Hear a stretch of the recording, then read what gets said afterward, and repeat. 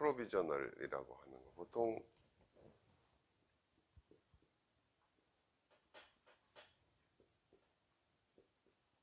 뭐 굳이 번역을 하자면 이렇게 할 수 있어요. 잠정적으로. 예전에는 템퍼러리라고 했는데 그 말은 적합하지 않다고 그랬어요. 임시로 그냥 넣어놓는 거가 아니라, 그냥 막연히 임시가 아니라 이 뭐 레진이라는 재료 뭐 주로 그렇게 만들어서 이것이 과연 환자 입안에서 모양이나 기능이나 뭐 여러 가지 그런 부분들이 적절한가 하고 확인을 하는 거예요. 프로비저널이라는 건. 그죠? 예를 들어서 이제 여기 봐요. 이분이 여기서부터 약간 이가 다 흔들려. 흔들흔들해. 벌써 한 20년도 더 전에 하셨고, 내가 지금도 잘 쓰고 계셔. 다 흔들흔들한데. 뭐 이렇게 새가 벌어지고, 이 틈새도 나오고, 이거를 어떻게 만들어줘야 되나. 그냥 쉽게 우리가, 글쎄요, 일반, 보통 치과에서 어떻게 하는지 몰라도 그냥 이를 갈아서 한 번에 쭉 연결해 버리겠다 하고서, 흔들리니까 서로 쭉 연결하겠다 하고선 기공소에다 맡겨서 갖다 그냥 끼워주죠. 그렇게 할 수도 있겠지? 그지? 보통들 그렇게 많이 하기도 할 거예요, 사실은. 그냥 기공실에 맡기는 거야. 기공소에 맡겨. 근데 그러면은 이분 그 모양이 이분한테 적합할지 안 할지 확인도 안 돼. 그냥 그 경험 많은 기공사의 감각으로 해온 걸 그냥 갖다 끼워주는 셈이 되겠죠, 그죠? 다음에 그래서 이렇게 프로비저널이라는 거를 이건 내가 다 만든 거예요. 펄리싱은 좀 덜 돼 있지. 이렇게 하면 모양이 괜찮겠다. 그렇게 모양은 이렇게 딱 보면 알아요. 우선 뭐 이런 틈새가 메꿔지고 뭐 여러 가지로 환자분하고 이제 상의를 해가지고 이렇게 외적인 거를 보는 거, 그런 걸 확인을 해야 되잖아요. 그죠? 그죠? 그거를 외면 컨투어 잡는 거 어렵잖아. 어렵지? 눈이 많이 생겨야 돼. 지적받고 여기로 봐요. 근데 자꾸 하다 보면 그 다음에 한 번에 다 딱 보여. 어디를 손봐야 이게 모양이 나오겠구나 하는. 그런데 여기 봐봐요. 잠깐 이걸 내리고 이렇게 봐봐. 여기, 여러분은 그냥 마스크 끼고 있어도 돼. 여기 봐. 마스크 끼고 계세요? 여기 보세요. 이렇게 그전에도 한번 해봤나? 이렇게 앞니하고 앞니가 닿게 한번 해봐. 속에서. 그러면은 앞니 끝만 다? 저기 잘 안 되는 사람도 있어. 이 사람 같은 사람은 좀 잘 안 돼. 그리고 이를 이렇게 보통 이제 동양 사람들이 이렇게 앞니를 밀면 어금니가 안 닿고 여기만 닿나? 어때? 앞니만 닿아? 여기는 어때? 어금니도 닿는 게 있어? 이렇게 해도 그거는 뭔가 문제가 있는 거예요. 어때? 여기는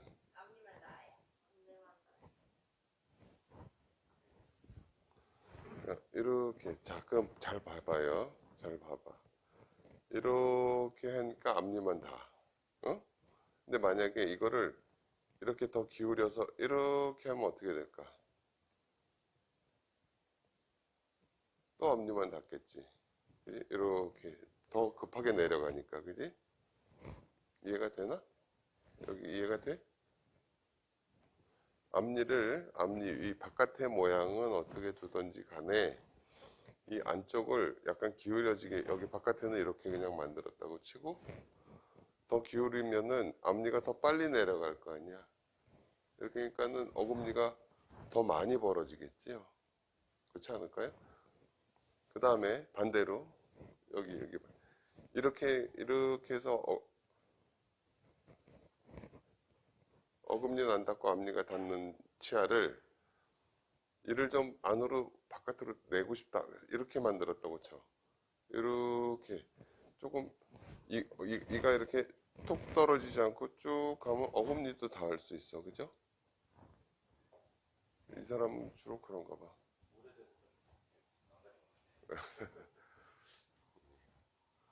네, 그렇게 생각할 수도 있어요. 근데 그냥 재미로 다 우선 이해를 해야 되니까 여기 봐요. 우리가 이 바깥의 면에 대해서 형태를 잡는 것도 되게 어려워했잖아, 그지? 그런데 여기가 이렇게 돼가지고 아랫니가 여기 있다가 이렇게 쭉 여기로 내려가니까 앞니만 닿고 어금니는 안 닿아. 어? 그런데 만약에 이걸 그대로 두고 여기를 이렇게 만들었다고 치자. 그러면 아이고 여기는 그냥 닿아야지. 여기를 이렇게 만들었다고 치자고요. 그래서 앞니가 일로 가면 어금니가 닿을 수도 있어. 이렇게 사람이 앞니 끝과 끝을 물면 어금니는 안 닿게 돼 있거든. 그렇게 돼 있어요. 그치? 그리고 요즘에는 또 많이들 이를 이렇게 서양 여자들처럼 안으로 이렇게 들어가게 되기를 원하는 경우가 참 많어. 조금 이렇게 뻗어 있는데. 그래서 그냥 이를 좀 이렇게 만들었다고 치면 어떻게 돼? 일로 푹 떨어지니까 어금니가 더 안다. 그런데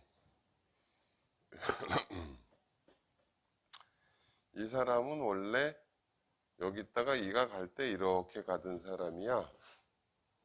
그런데 이걸 경사를 팍 지게 만들어서 이렇게 만들어 놓으면 만약에 이렇게 만들어 놓는다고 치면 이 아랫니가 일로 못 가니까 일로 쭉 내려가면 좋은데 이렇게 가던 게 메모리가 돼 있어 가지고 금방 그렇게 안 돼요. 이걸 이렇게 놔도요 자꾸 일로 가려고 그래요. 일로 가려고 그러면 어떻게 돼? 여기가 만약에 세라믹이고 PFM이고 이건 자연치다 그러면 자연치아가 이렇게 여기가 자꾸 달아버려. 이렇게 원래는 이렇게 쓱쓱 가던 것을 확 기울여 놓으니까 가려고 하면서 이거는 닳지 않고 이게 달아버려. 그러니까는 상악 전체를 이렇게 모양을 내서 한 경우를 보면 하악 전체들이 이렇게 마모가 돼 있는 경우들이 많아요. 그러니까는 무슨 얘기를 하고자 하냐면 우리가 이 바깥의 면에 대해서 그렇게 힘들어 했지만 사실은 이 안쪽 면의 형태가 또 굉장히 중요하다는 거예요. 어? 이해가 돼?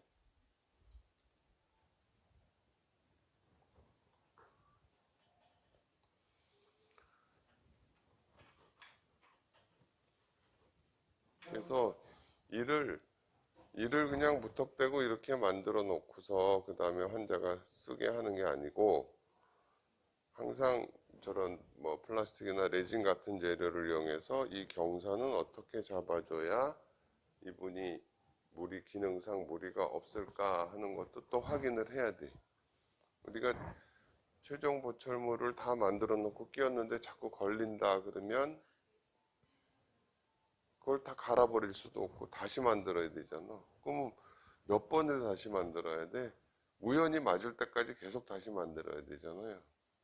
그게 아니고 프로비저널, 잠정 보철물이라는 거를 통해서 이분이 기능적으로 편안한 그 형태를 찾아야 된다는 얘기지. 알겠어요? 처음에는 이게 걸리적거린다 하고 가지만 자기도 모르게 뭐 밤에 잘 때도 그렇고 이를 이렇게 자꾸 답답하니까 밀어내다 보면 이게 이렇게 짧아져 버려요. 걸리적거리던 걸 갈아 없애게 된다고. 그러니까 이게 외형뿐 아니라 그 교환. 그래서 오늘은 그냥 개념적인 것만 좀 얘기를 할게요.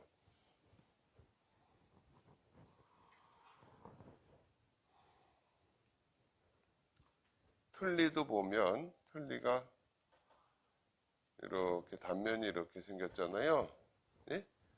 틀니를 보통 세 부분으로 나눠요. 여기서부터 여기까지를 교환면 이렇게 말하고, 여기서부터 여기까지 조직에 딱 닿는 부분을 인상면 이렇게 말하고, 여기서부터 여기까지를 연마면 이렇게 표현을 해. 적어둬도 좋아. 인상면이라는 것 때문에 조직하고 잘 붙어서 안 빠지게 하는 거잖아. 여기 봐요. 그죠? 그 다음에 여기는 교환면이 또 그 환자의 교합 상태랑 맞아야지 음식을 씹을 수가 있겠죠. 그죠? 결국은 씹으려고 만든다고 하지만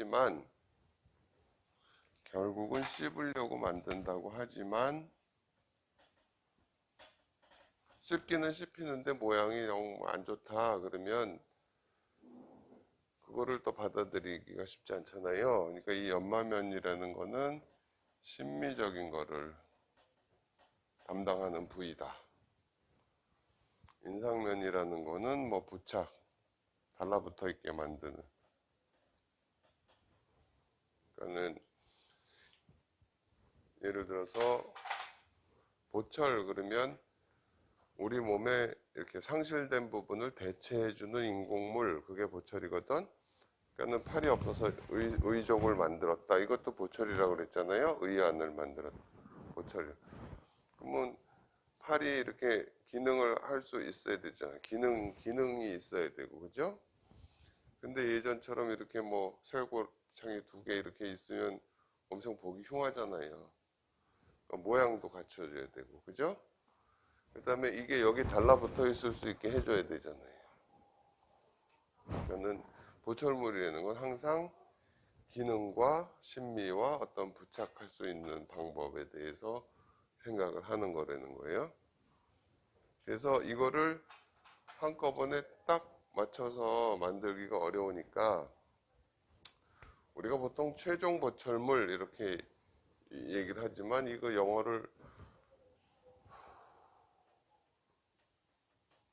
제대로 번역하자면 영구 보철물 이렇게 번역하는 게 맞을 거예요. 최종이라는 거는 우리가 이제 보통 파이널이라고 이렇게 쓰는데 왜 그런지는 모르지만 어쨌든 이 표현은 적합하지 않다. 이렇게 미국 교과서에 돼 있어. 영구 보철물 뭐 이걸 섞어서 쓰기도 해요. 그런데 이런 어떤 부착이라든지 심미적인 거라든지 기능적이라든지를 이게 다 만족하느냐 안 하느냐 하는 거를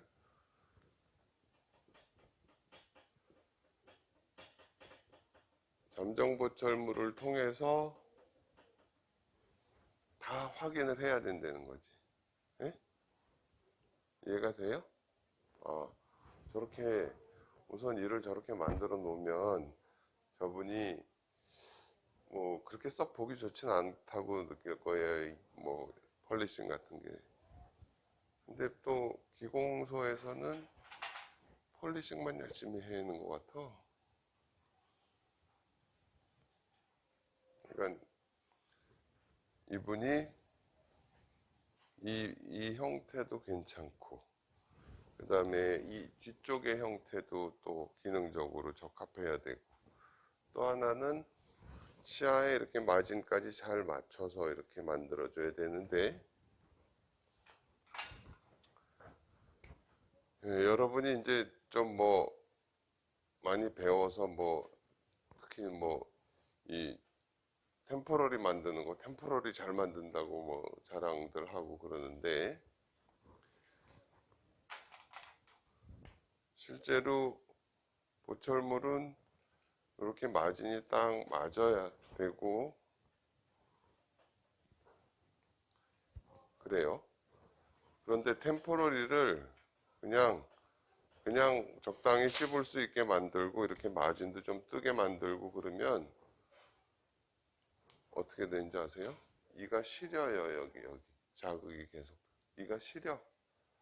한번 자극이 들어가 가지고 시려지면 다시 회복이 안 될 수도 있어요. 그러니까는 템포러리 만들 때도 이 마진을 정확하게, 물론 우리가 이거는 이제 뭐 골드라든지 세라믹이라든지 좀 단단한 재료로 만들고 위에는 플라스틱이니까 여기를 얇게 하다 보면은 잘 망가질 수가 있으니까 조금 두껍게 할 수는 있어. 그런데 전혀 모양과 상관없이 이렇게 턱 여기 마진 안 맞고 이러면 그 프로비저널로서의 기능을 많이 못하는 거예요. 예? 그러니까는 어금니도 사실은 마찬가지고요. 모든 거는 다 이 프로비저널이라는 거를 만들어서 이런 모양과 뭐 기능과 이런 것이 이분한테 적합하다 그러면 딱 그렇게 얘기를 해. 보철을 프로비저널로 다 확인을 하고 재료만 오래가는 단단한 재료로 바꿔주는 거야. 재료만. 이게 최종 보철물하고 거의 똑같아야 되는 거예요. 근데 임시니까 대량 만들어주고 나중에 나오면 끼고 그거는 옳지 않은 생각이에요. 아시겠죠?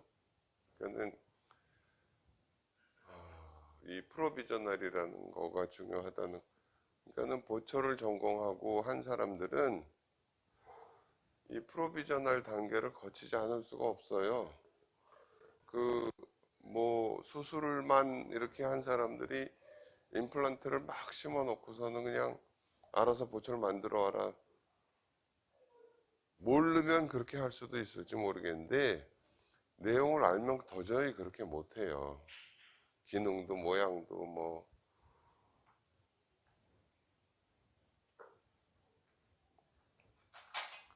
내가 왜 수플란트라는 거의 숫자는 그냥 한자.